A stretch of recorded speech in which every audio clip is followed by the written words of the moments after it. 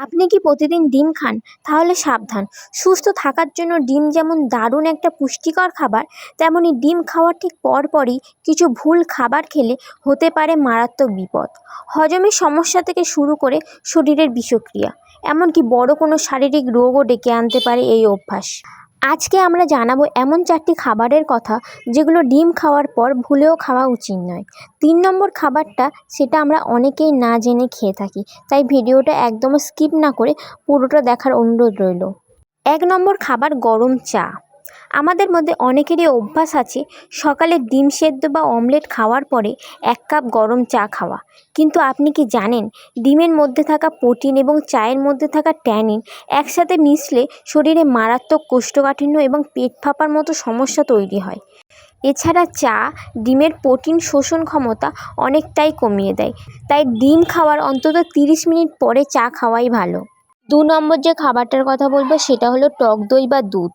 ডিম এবং দুধ দুটোই খুব হাই প্রোটিনের খাবার, তবে ডিমের সাথে বা ডিম খাওয়ার সাথে সাথে টক দই বা দুগ্ধজাত খাবার খেলে পেটে মারাত্মক গ্যাস, অ্যাসিডিটি এবং হজমের গোলমাল হতে পারে।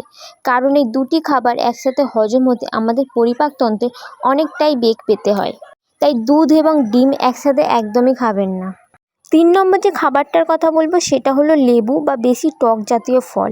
অনেকে ডিমের পোচ বা স্যালাডে স্বাদ বাড়ানোর জন্য প্রচুর পরিমাণে লেবুর রস মিশিয়ে খান, কিন্তু ডিম খাওয়ার পরই লেবু বা যে কোনো সাইট্রিক ফল খেলে পাকস্থলী অ্যাসিডের ভারসাম্য নষ্ট হয়ে যেতে পারে।